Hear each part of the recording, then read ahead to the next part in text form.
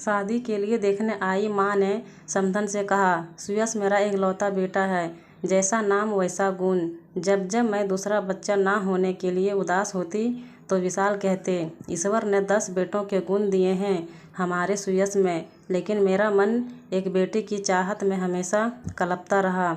सोचती थी बहू को ही बेटी का प्यार दूंगी। अपनी बहू की जो छवि मैंने सोची थी रानी उसकी बिल्कुल विपरीत थी। उसकी माँ ने ही हंसते हुए कहा, अपने नाम के विपरीत है रानी। लड़कों की तरह वेशभूषा, हंसना बोलना, अक्खड़पाना भरा हुआ था उसमें। जाने सुयश को क्या दिखा इसमें। जीन्स और टी-शर्ट में आकर उसने हेलो आंटी कहा। मैंने भी प्रत्युत्तर में हेलो ही कहा। तभी उसकी माँ बोली, आंटी के पैर छुओ बेटा। उसको असहज देखकर मैंने कह दिया, रहने दो बेटा, उसकी कोई ज़रूरत नहीं है। बातों से एकदम बिंदास, खिलखिलाकर हंसने वाली, अपनी माँ से हर बात पर तर्क वितर्क करती। रानी मेरे बेटे सुयश की पसंद ही नहीं, प्यार भी थी।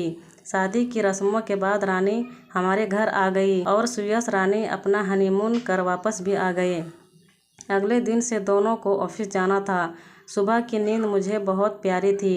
सोचती थी बहू आ जाएगी तो उसके हाथों की चाय पीकर अपने सुबह की शुरुआत करूंगी।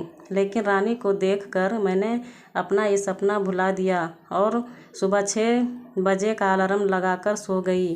पूजा की घंटियां सुन मेरी नींद खुली। अभी 6 भी नहीं बजे थे। बाहर निकलकर देखा रानी आरती की थाल लिए पूरे घर में घूम रही थी। मुझे लगा मैं सपना देख रही हूँ। तब तक वो वापस आकर बोली, मम्मा प्रसाद लीजिए। फ्रेश होकर बाथरूम से निकली तो मैडम चाय के 2 कप लिए हाजिर थी। चाय पीने के बाद बोली, मम्मा मुझे नाश्ते में बस सैंडविच और चीला बनाना ही आता है। आप लोग नाश्ते में क्या खाते हैं? पीछे से सुयश आकर बोला, जो भी तुम बनाओ हम वही खाएंगे। सुयश ने मेरा हैरान चेहरा देखकर पूछा, क्या हुआ माँ, चाय पसंद नहीं आई? नहीं रे, इतनी अच्छी चाय तो खुद मैंने ही नहीं बनाई कभी। फिर मैंने रानी से कहा, तुम्हें ऑफिस जाना है बेटा, तैयार हो जाओ, अभी मेड आ रही होगी, मैं उसके साथ मिलकर नाश्ता बना लूँगी। अरे नहीं मम्मा, नाश्ता तो मैं ही बनाऊँगी, फिर तो मैं पूरा दिन ऑफिस में रहूँगी तो घर पर सब आपको ही देखना पड़ेगा। रानी कभी कोई मौका नहीं देती थी कमी निकालने का। साड़ी बहुत कम पहनती है। वो हर रोज़ हमारे पैर भी नहीं छूती। उसकी आवाज़ भी धीमी नहीं है। उसे घर के काम भी नहीं आते। रोटी तो भारत के नक्शे जैसे बनाती है और जब गुस्साती है तो उफ पूछिए ही मत। वो एक आदर्श बहू की छवि से बिल्कुल जुदा है। लेकिन ये कमी दूर हो सकती है। खुशियों को भी कभी कभी नज़र लग जाती है। सब कुछ बहुत अच्छा सा चल रहा था कि विशाल को हार्ट अटैक आ गया। मैं उन्हें ICU के लिए बाहर देख घंटों रोती रहती। उस समय मेरी रानी ने मुझे सास से बेटी बना दिया। मुझे अपनी बाहों में भरकर चुप कराती, ज़बरदस्ती अपने हाथों से खाना खिलाती। हर वक्त यही कहती, पापा बिल्कुल ठीक हो जाएंगे। हॉस्पिटल के बिल, दवाइयों का खर्चा इस तरह से देती जैसे उसके अपने पापा का इलाज हो रहा हो।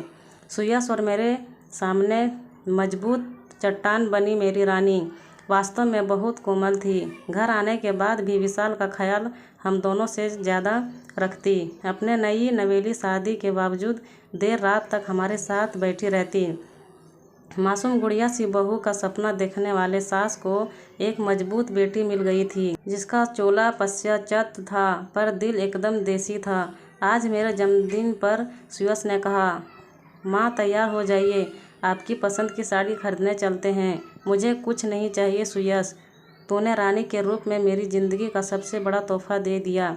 मेरी भीगी आंखें पोंछकर सुयश ने पूछा, वैसे है कहाँ आपकी दबंग बहू, जिसने अपनी दबंगई से आपका दिल जीत लिया?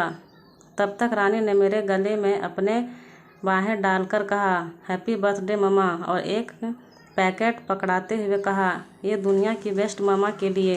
पैकेट खोलकर देखा तो उसमें कांजीवरम साड़ी थी, बिल्कुल वैसी ही थी जैसी मैं हमेशा से लेना चाहती थी। मेरे आश्चर्यचकित चेहरे को देखकर बोली, वो अब आप रेखा की तस्वीर गूगल पर सर्च करके घंटों देखती थी। तभी मुझे समझ में आ गया कि आप उसकी तस्वीरों में देखती क्या हैं। अपनी जोरदार हंसी के साथ उसने फिर से मुझे गले लगा लिया। खुशी में बहते आंसुओं को पोंछकर उसने कहा, एक माँ के दिल की बात एक बेटी तो समझ ही जाती है ना मम्मा। हाँ मेरी रानी बेटी, विशाल जी भी बोले। आदर्शों नियमों पर पड़ गई भारी, सबसे प्यारी बहू हम